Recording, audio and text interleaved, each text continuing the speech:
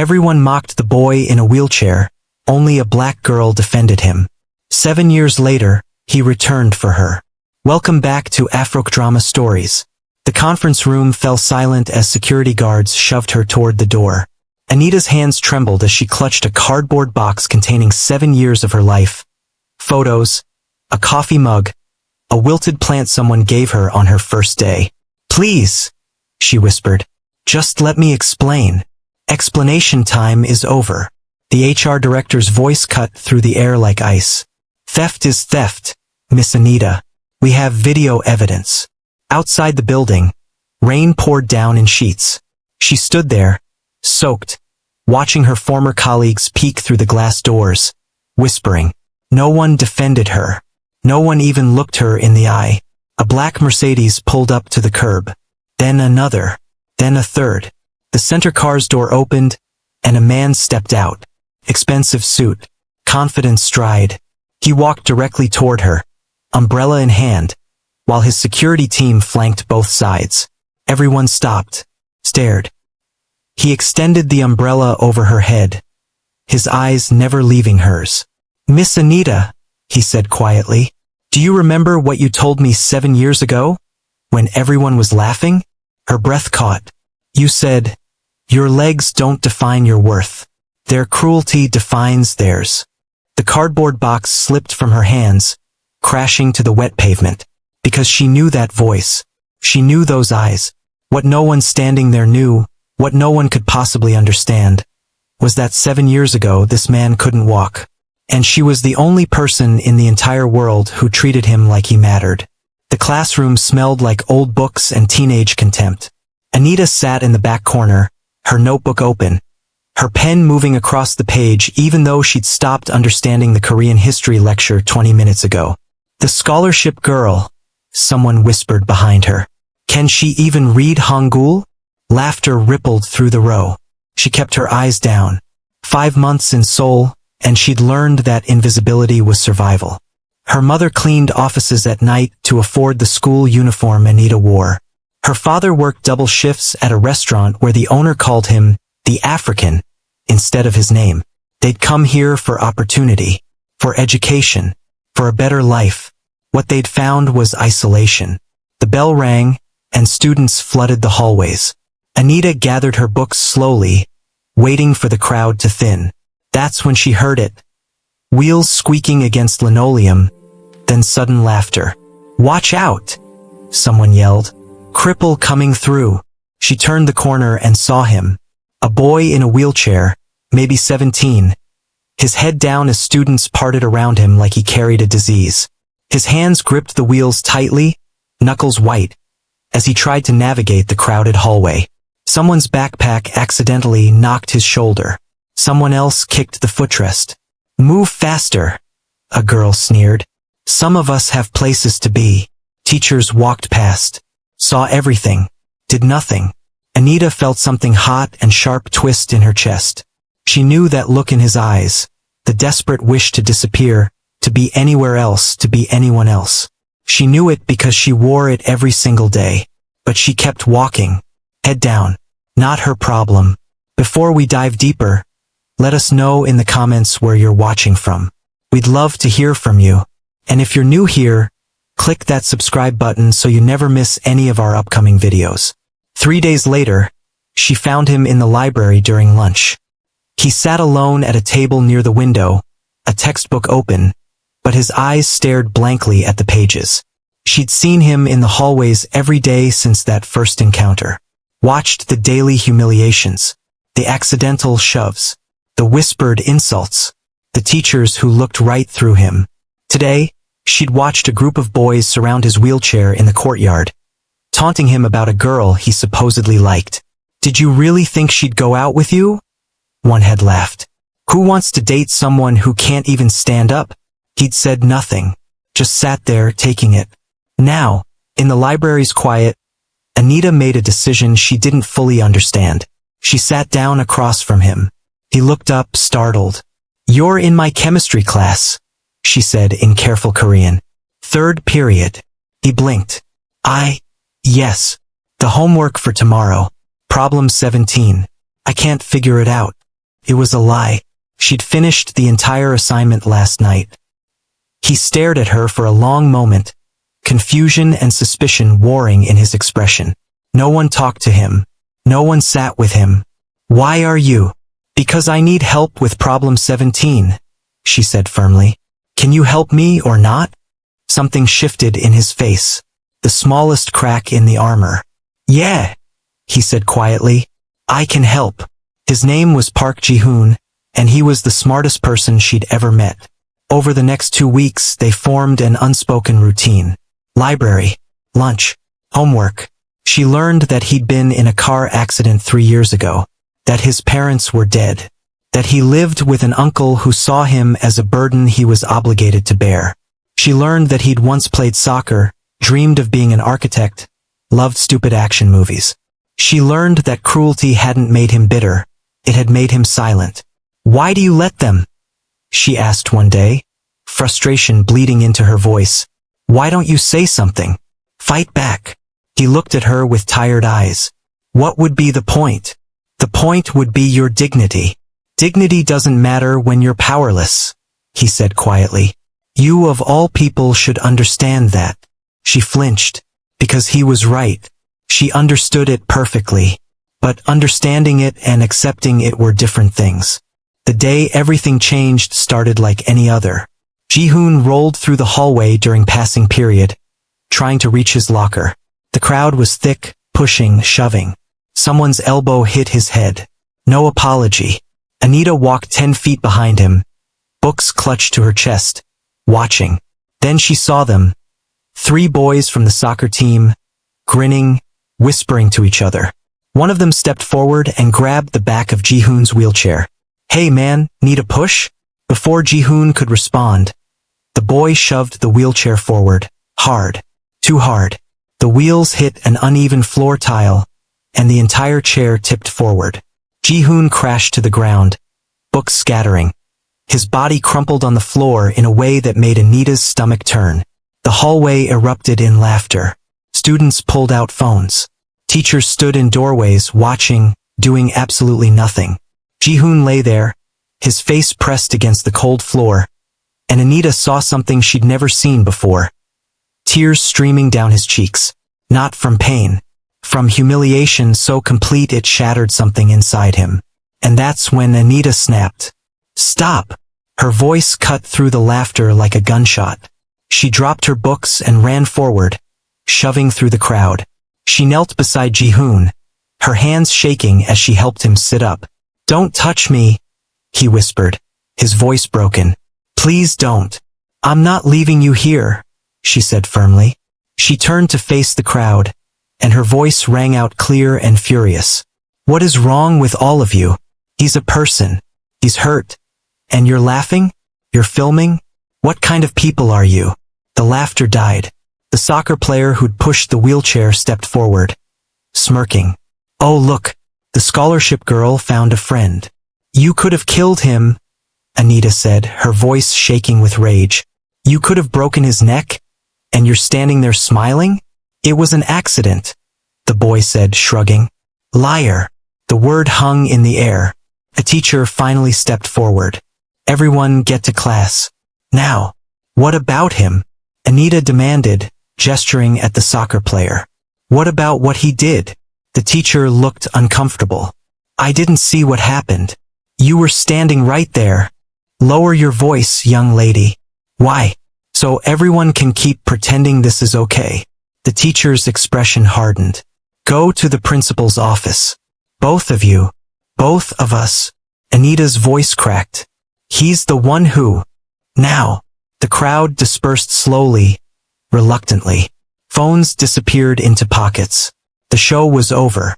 Anita helped Ji-hoon back into his wheelchair, her hands gentle despite her shaking fury. You shouldn't have done that, he whispered. Yes, I should have.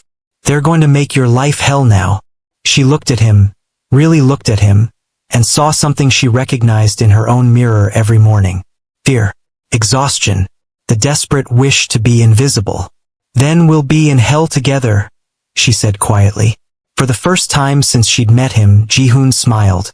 It was small, broken, but real. If the story is touching your heart, hit that like button.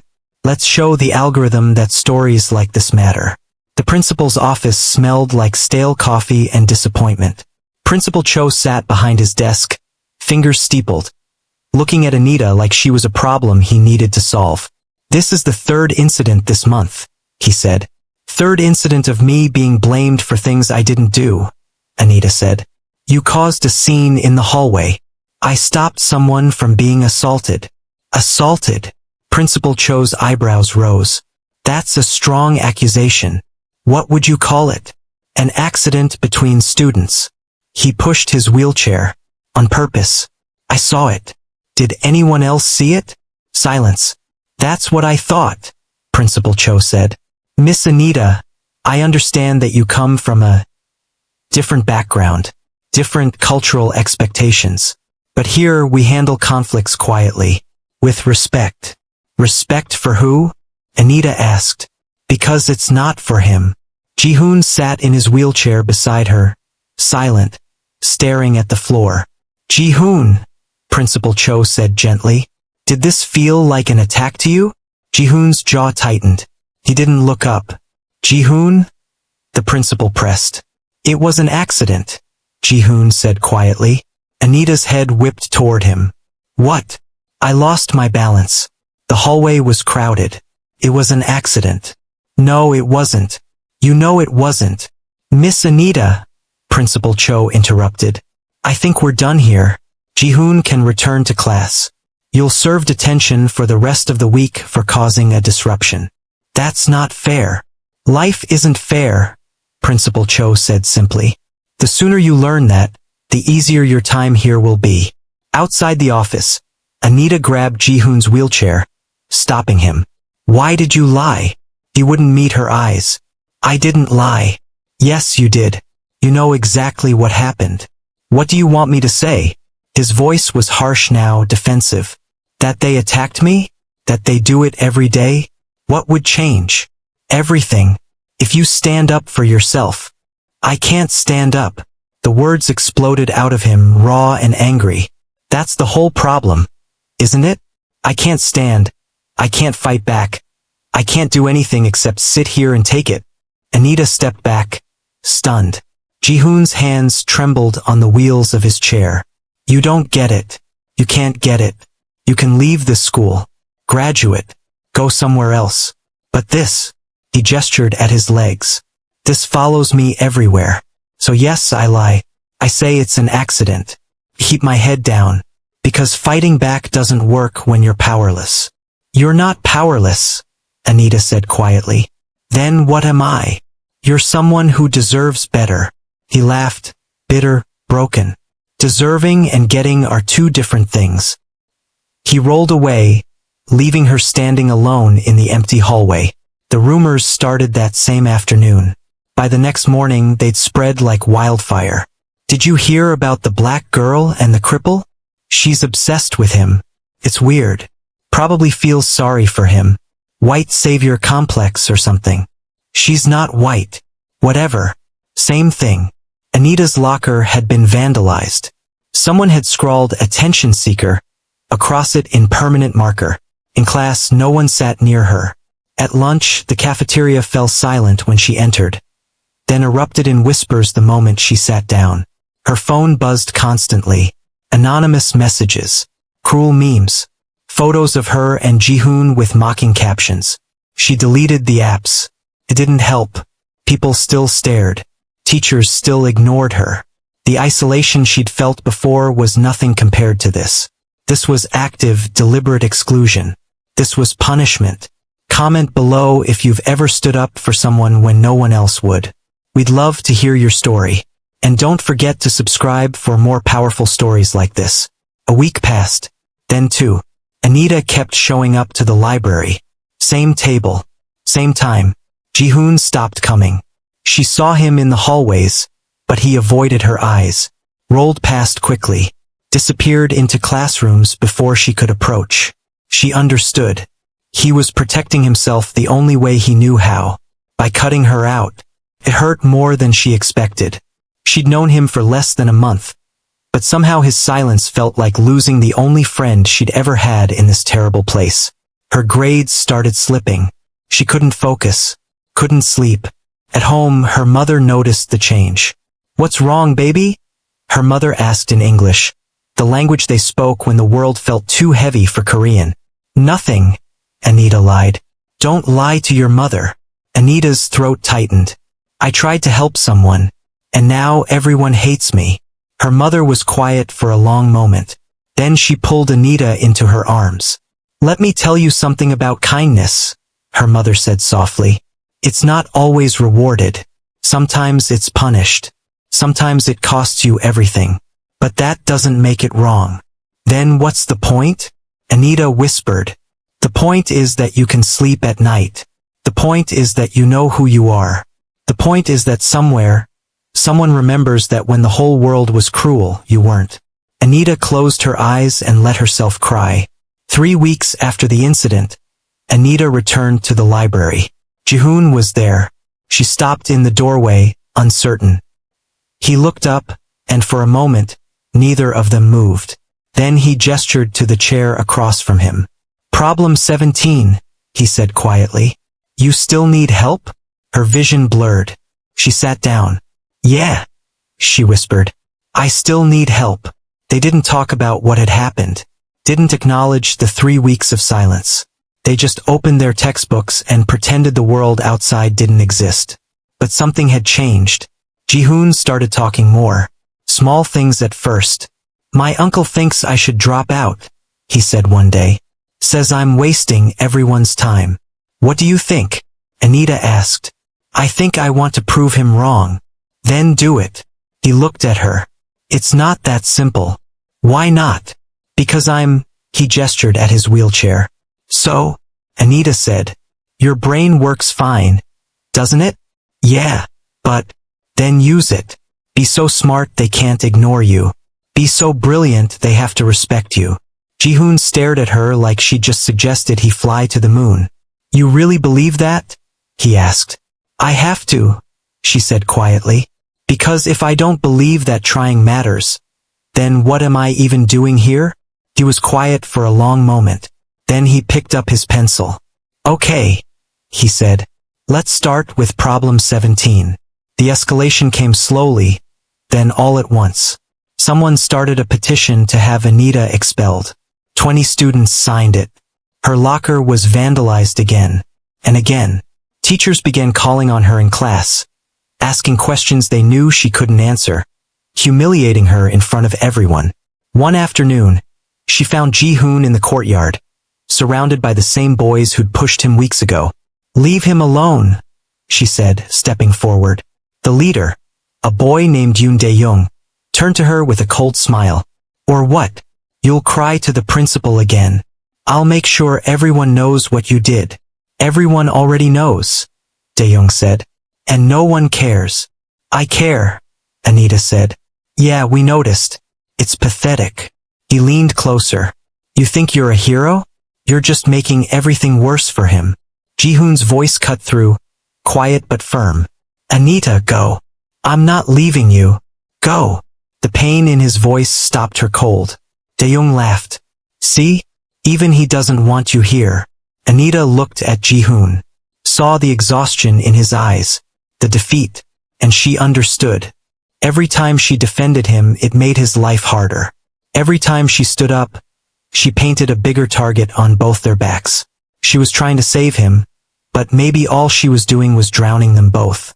She turned and walked away. Behind her, she heard Dae-young's laughter and Jihoon's silence. That night, Anita sat in her tiny bedroom, staring at the wall. Her phone buzzed. A message from an unknown number. "You should have stayed in your own country." She blocked it. Another message appeared. "No one wants you here." Block. "You're making everything worse." Block. "Just leave." She threw the phone across the room. It hit the wall and clattered to the floor. She pulled her knees to her chest and tried to remember why she'd ever thought coming to Korea was a good idea. Her mother knocked softly and entered without waiting for permission. "Baby," she said gently, "talk to me." "I can't do this anymore," Anita whispered. Can't do what? Be here. Be the outsider. Be the problem everyone wants gone. Her mother sat on the edge of the bed. You're not the problem. Then why does it feel like I am? Because people don't like mirrors, her mother said quietly. They don't like being shown their own cruelty. So they attack the mirror instead of looking at themselves. I just wanted to help him. I know. But it's not working. I'm making everything worse. Her mother took Anita's hand. Let me ask you something. If you could go back to that day in the hallway, the day he fell, would you walk past again? Would you stay silent? Anita thought about it. Thought about Jihoon's face pressed against the floor. The laughter. The phones. The teachers looking away. No, she whispered. I'd still help him. Then you have your answer. What answer? About who you are, her mother said. About what kind of person you choose to be, even when it costs you everything. Pause for a moment and drop a comment. Tell us. Would you have done what Anita did? Would you have stayed silent or spoken up? We're reading every single comment. The next day, Anita arrived at school to find Jihoon waiting by her locker. I'm sorry, he said before she could speak. She blinked. For what? For yesterday. For telling you to go. For, he struggled with the words. For being too scared to let you help me. You don't owe me an apology. Yes, I do. He met her eyes. You're the only person in this entire school who treats me like I matter. And I pushed you away because I was afraid. That's not fair to you. Anita leaned against her locker. I get it. I'm making things harder for you. No, Jihoon said firmly. They're making things harder. Not you. Never you. Something warm unfurled in her chest. So what do we do? She asked. I don't know, he admitted. But maybe we figure it out together? She smiled. Yeah, together. They went to class. The whispers continued. The stares didn't stop. But something had shifted. They weren't alone anymore. They had each other. Over the next month, they developed a strange, quiet defiance. When people whispered, they ignored them. When lockers were vandalized, they cleaned them. When teachers were unfair, they studied harder. Anita brought Jihoon lunch every day. They ate in the library, talking about everything except the cruelty surrounding them. He told her about his parents. How his mother used to sing while cooking. How his father taught him to play chess. She told him about Nigeria. About the markets. The music. The family she'd left behind. Do you regret coming here? He asked one day. She thought about it. I regret how hard it is. But I don't regret meeting you. His cheeks flushed. You're very direct. Is that bad? No, he said quickly. It's just different. Most people here don't say what they mean. I'm not most people. I noticed. They smiled at each other, and for just a moment the world outside didn't matter. But the world had other plans. The rumors evolved from whispers to accusations. Someone claimed Anita had stolen money from the school fundraiser. She hadn't. She'd never even touched the money. But the accusation stuck. Principal Cho called her in again. Several students have reported seeing you near the cash box, he said. I was never near the cash box, Anita said evenly. They say otherwise. They're lying. Can you prove that? Can they prove I did it? Principal Cho sighed. Miss Anita, you've been a disruptive presence since you arrived. This accusation, combined with your previous incidents. My previous incidents of defending someone? Your previous incidents of causing conflict, he corrected. I'm going to have to call your parents. Anita's stomach dropped. Please don't. My mother. She works so hard. This is out of my hands. That evening, Anita sat across from her parents in the principal's office. Her father's face was tight with anger. Not at her. At the situation. Her mother held Anita's hand. Principal Cho explained the accusations. The disruptions. The concerns about Anita's integration into the school community. Are you accusing my daughter of theft? Anita's father asked, his Korean careful and deliberate. We're investigating. Based on what evidence? Witness testimony. From students who have been bullying my daughter for months? Her father's voice rose. From students you've done nothing to discipline? Principal Cho's expression hardened. Mr. Ethan, I understand you're upset, but accusations like that are true, Anita's mother said quietly. We know what's happening. Anita tells us everything. Then you know your daughter has been involved in several altercations. She defended a boy in a wheelchair, Anita's father said. That's not an altercation. That's basic human decency. The meeting ended with no resolution. No evidence of theft was found, but the accusation remained on Anita's record. Permanent mark. A warning. That night, Anita's father sat with her on the apartment's tiny balcony. I'm sorry, Dad, she whispered. For what? For making trouble. For making things hard for you and Mom. Her father was quiet for a long time. Then he said, when I was young, I watched a man beat a woman in the street. Everyone walked past, pretended not to see. I did the same thing. Anita looked at him. I still think about that woman, her father said. I still wonder if she was okay. I still regret walking past. He turned to her. You didn't walk past. You never walked past. Whatever trouble comes from that, that's the world's problem, not yours. But you and Mom are working so hard. We're working hard so you can be exactly who you are, he said firmly. Kind, brave, good. Don't apologize for that. Ever. Anita leaned against his shoulder and cried. The following week, everything fell apart. Anita's mother got sick. Not seriously, but enough that she couldn't work. They couldn't afford to miss even one paycheck. Anita started applying for part-time jobs, but no one would hire a foreign student with a disciplinary record. Her grades continued to drop. Teachers noticed. Classmates noticed. The whispers changed from cruel to pitying, which somehow felt worse. Jihoon noticed too. What's wrong? He asked one day in the library. Nothing. Liar. She looked at him. My mom's sick. We're struggling. And I can't fix it. Let me help. How? I don't know, he admitted. But there has to be something. There wasn't. 3 weeks later, Anita's father made the decision. They were going back to Nigeria. They tried. They'd failed. It was time to go home. If the story is hitting you in the chest, smash that subscribe button. You're part of something bigger here. A community that believes kindness matters. Anita didn't tell Jihoon right away. She couldn't find the words. How do you say goodbye to the only person who made an unbearable situation bearable? How do you leave the one friend you've ever had? She avoided the library for 3 days. On the 4th day, Jihoon found her. You're leaving, he said. It wasn't a question. She nodded, unable to speak. When? End of the month. He was quiet for a long moment. I'm sorry, he finally said. For what? For not being strong enough. For not standing up.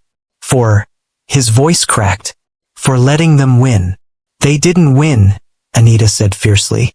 We're leaving because my family needs to, not because of them. Feels the same to me. It's not. But maybe it was. Maybe they'd both lost. I'm going to miss you, Jihoon said quietly. I'm going to miss you too. They sat in silence, neither knowing what else to say. Can I tell you something? Jihoon asked. Anything. Before I met you, I'd stopped believing anything good could happen. I'd accepted that my life was just enduring, getting through each day. He looked at her. You changed that. You made me remember what it felt like to be seen, to be valued. Tears streamed down Anita's face. When you leave, Jihoon continued, I'm not going to forget that. I'm not going to forget you. Promise? She whispered. Promise. Anita's last day of school was quiet. No one threw her a goodbye party. No one signed a card. She cleaned out her locker, gathered her books, and walked through the hallways one final time. Jihoon met her at the front gate. He handed her a small package, wrapped carefully. Don't open it until you're on the plane, he said. What is it? Just promise me you'll open it. I promise. They stood there, 2 kids who'd found each other in the worst possible place, about to be torn apart by circumstances neither could control. Your legs don't define your worth, Anita said, repeating the words she told him months ago. Remember that. I will, Ji-hoon said. And you remember, kindness isn't weakness. No matter what anyone says. She hugged him. He hugged her back. And then she walked away. She didn't look back. If she had, she would have seen Ji-hoon watching her until she disappeared completely. And she would have seen him crying. On the plane, Anita opened the package. Inside was a letter, written in Ji-hoon's careful handwriting. Anita, if I ever stand again, if I ever become someone who matters, I will find you. I will make sure the world knows what you did for me. I will make sure you never regret being kind. Thank you for seeing me when no one else did. Thank you for standing when everyone else walked away. I won't forget you. Promise. Ji-hoon. Anita pressed the letter to her chest and cried. The shift in perspective came like a punch to the gut. Ji-hoon sat in his wheelchair in the empty library, staring at the table where Anita used to sit. She'd been gone for 3 days. The school felt different now. Emptier. The bullying hadn't stopped. If anything, it had gotten worse without Anita there to witness it. But something inside Ji-hoon had changed. He kept thinking about what she'd said. Be so smart they can't ignore you. Be so brilliant they have to respect you. What if she was right? What if the answer wasn't enduring? It was excelling. He started studying. Really studying. Not just to pass. To dominate. He stayed up until midnight working through advanced mathematics. He read everything he could find about architecture, physics, engineering. He joined online forums and debated with university students. He learned coding. He learned design. He learned to turn his anger into fuel. His grades went from average to perfect. Teachers started noticing. Not with pity. With respect. His uncle noticed too. You're different, his uncle said one evening. I'm the same, Ji-hoon replied. No, you're not. And he was right. Ji-hoon wasn't the same broken boy who'd been pushed to the ground and laughed at. He was becoming something else. Something stronger. 6 months after Anita left, Ji-hoon's uncle came home with news. There's a medical trial, he said. Experimental surgery. Spinal stimulation. They think you might be a candidate. Ji-hoon looked up from his computer. What's the success rate? 40%. And the cost? His uncle hesitated. The foundation covers it. If you're accepted. Ji-hoon applied that night. 3 weeks later he was accepted. The surgery was brutal. The recovery was worse. But every time Ji-hoon wanted to quit, he thought about Anita. About her fierce voice cutting through the laughter. About her refusal to look away. About her promise that he mattered. And he pushed through. 6 months of physical therapy. 6 months of pain so intense it made him scream. 6 months of falling, failing, trying again. And then one afternoon he stood. Shaky. Supported by bars. Barely upright. But standing. His physical therapist cheered. Ji-hoon closed his eyes and whispered, I did it, Anita. I'm standing. 2 years after the surgery, Ji-hoon graduated top of his class. 3 years later, he completed his bachelor's degree in architecture. 4 years later, he completed his master's. 5 years later, he started his own company. 6 years later, his company had designed buildings in 12 countries. 7 years later, Park Ji-hoon was one of the youngest successful architects in South Korea. He walked into boardrooms with confidence. He commanded respect. He'd become everything Anita had believed he could be.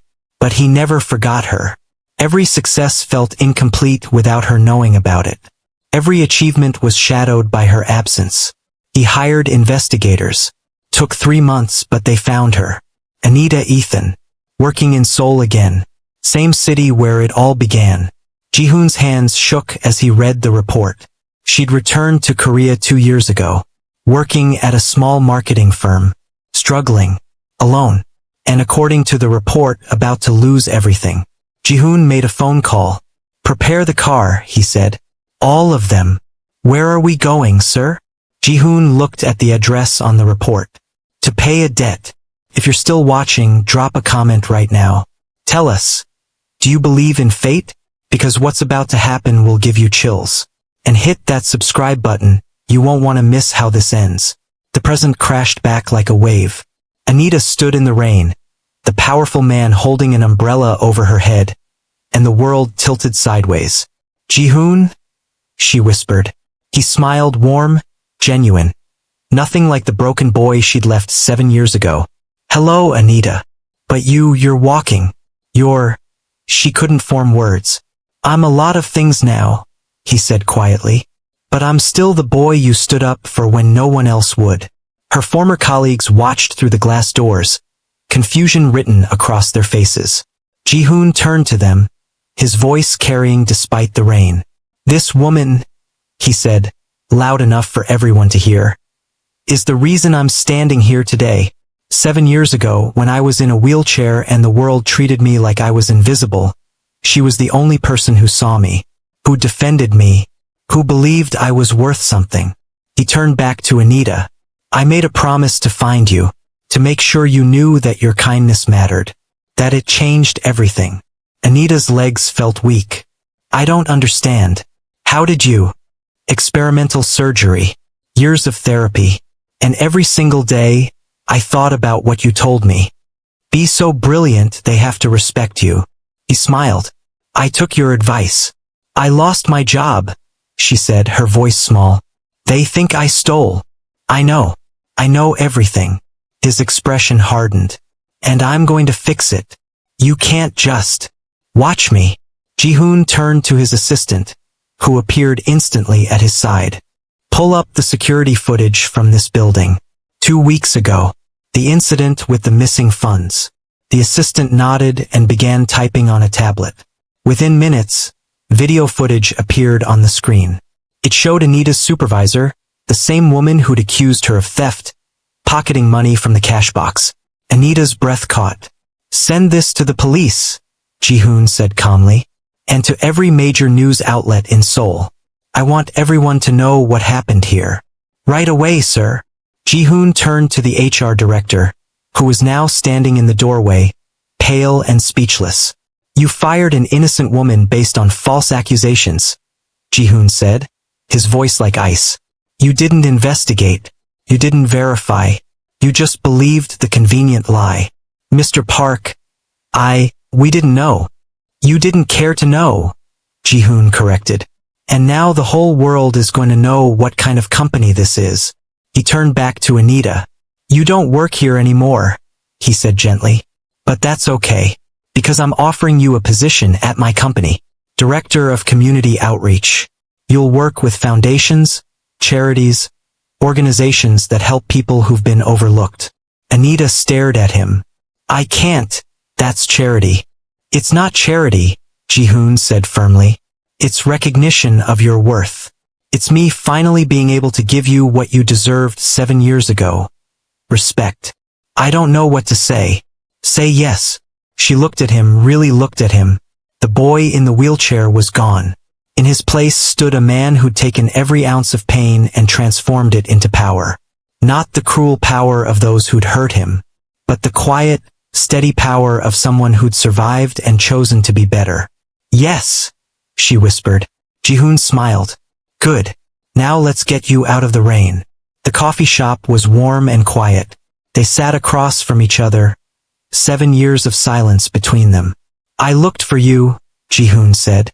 After the surgery, after I could walk again. But you'd disappeared. We went back to Nigeria, Anita explained. Stayed there for 3 years. My mom recovered. Dad found better work. We healed. Why did you come back? She smiled sadly. Unfinished business, I guess. I wanted to prove I could succeed here. That I wasn't just a scared kid anymore. You were never just a scared kid, Ji-hoon said. You were the bravest person I'd ever met. I didn't feel brave. Bravery isn't the absence of fear. It's doing the right thing despite it. They sat in comfortable silence. I'm sorry I left without saying goodbye properly, Anita said. I'm sorry I let you go without fighting for you to stay. We were kids. We were, Ji-hoon agreed. But I'm not a kid anymore. and I meant what I said in that letter. Anita's eyes widened. You remember the letter? I remember every word I wrote.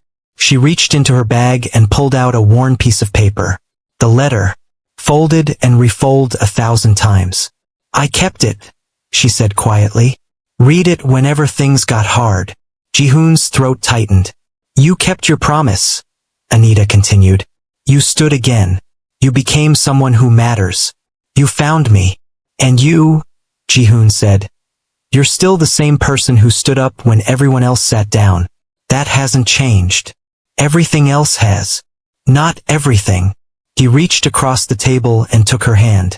Some things stay the same, like the fact that you're the most important person I've ever met. Like the fact that I've spent 7 years trying to become someone worthy of what you did for me. You were always worthy.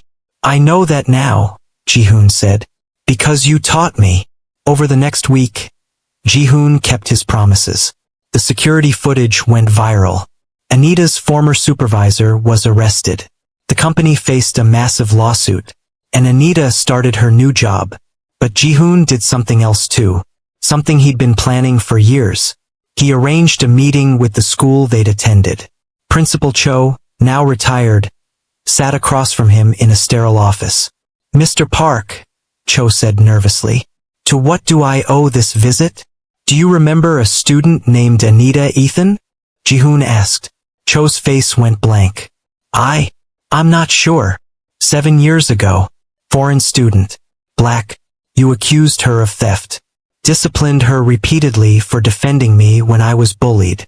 Recognition dawned in Cho's eyes. I remember.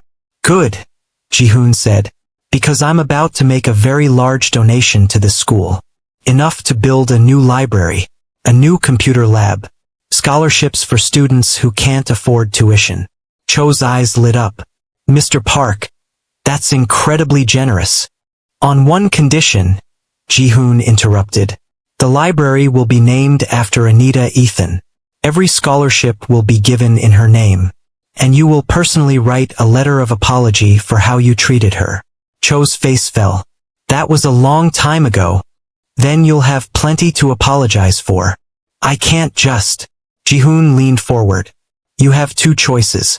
Accept my conditions or I hold a press conference explaining how this school enabled bullying, falsely accused students, and created a hostile environment for anyone who didn't fit in.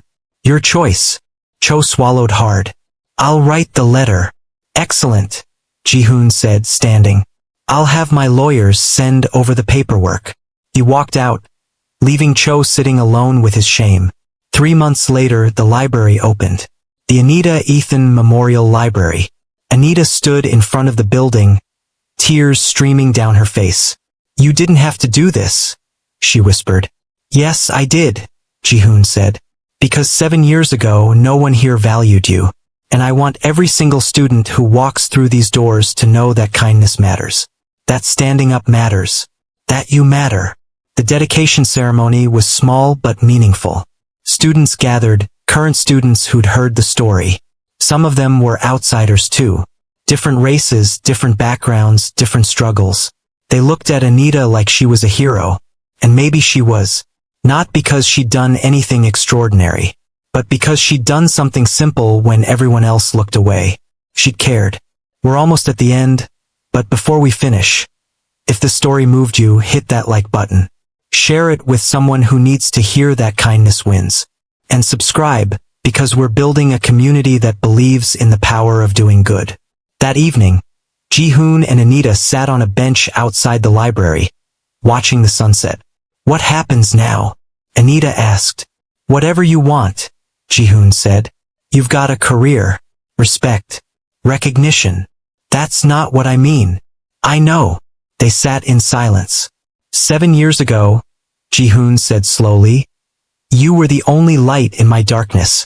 You were the only person who made me believe I could be more than my circumstances. He turned to her. I spent 7 years becoming someone strong enough to protect you. Someone successful enough to give you the opportunities you deserved. Someone worthy of standing beside you. Anita's breath caught. I don't want to just repay a debt, Jihoon continued. I want to build a life with you. Not because I owe you, but because you're the person I want to wake up next to every morning for the rest of my life. Ji-hoon, you don't have to answer now, he said quickly. I just needed you to know. I needed you to understand that this isn't about guilt or obligation. It's about love. Anita looked at him, really looked at him. The boy in the wheelchair was long gone. But the soul that had sat across from her in the library 7 years ago, broken and beautiful and real, that was still there. I loved you then, she said quietly, when you were just a sad boy who needed a friend. And I love you now, not because of what you've become, but because of who you've always been. Ji-hoon's eyes glistened. Then say yes, he whispered. Yes, she said, smiling through tears. To everything. Yes. He kissed her. And in that moment, 7 years of pain, separation, and struggle melted away. They'd found each other again. And this time, nothing would tear them apart. 1 year later, they stood together at a charity gala. The foundation Ji-hoon had created, the Anita Ethan Foundation for Overlooked Students, had helped hundreds of kids who'd been bullied, marginalized, or forgotten. Anita ran it with fierce dedication. Ji-hoon supported it with unwavering commitment. Together, they'd built something beautiful from the ashes of their shared pain. As they walked through the event, people stopped to congratulate them. Donors, students, families, everyone wanted to shake their hands. Everyone wanted to thank them. But Ji-hoon only had eyes for Anita. You did it, he said quietly. We did it, she corrected. No, he said firmly. You started this 7 years ago when you chose kindness over safety. Everything else just followed. She leaned into him. I'm glad I stood up that day. So am I. They stood there, two people who'd found each other in the worst possible moment and refused to let cruelty define their story. They'd been tested. They'd been broken. But they'd survived. And they'd transformed their pain into purpose. The final scene was quiet. Just the two of them sitting on the same bench outside the library. Do you ever think about who we'd be if that day never happened? Anita asked. Sometimes, Ji-hoon admitted. But I don't regret it. Even the pain? Especially the pain, he said. Because it led me to you. And you led me to myself. She smiled. Kindness always returns, she said softly. Just not on your timeline. Your mom said that? She did. Ji-hoon took her hand. She was right. They sat together as the sun set, watching students enter the library that bore her name. Watching kids who felt overlooked find a place that saw them. Watching kindness ripple outward in ways they'd never imagined. And they understood, finally, that their story wasn't about revenge. It wasn't about justice. It was about something simpler and more powerful. It was about what happens when one person refuses to look away. When one person chooses compassion over comfort. When one person decides that someone else's dignity matters more than their own safety. That choice had cost them everything. And given them everything. 7 years ago, Anita had stood alone in a hallway full of cruelty. Today, she stood beside the man she loved, surrounded by the legacy of that choice. And she knew, deep in her bones, that she'd make the same choice again, every single time, because kindness never disappears. It just waits, until it returns multiplied. Before you go, do us one last favor. Hit that subscribe button if you haven't already. Leave a comment telling us what this story meant to you. Share it with someone who needs to be reminded that kindness wins. And hit that like button to help us reach more people with stories that matter. We're AfroKDrama Stories, and we'll see you in the next one. Remember, your kindness matters. Always.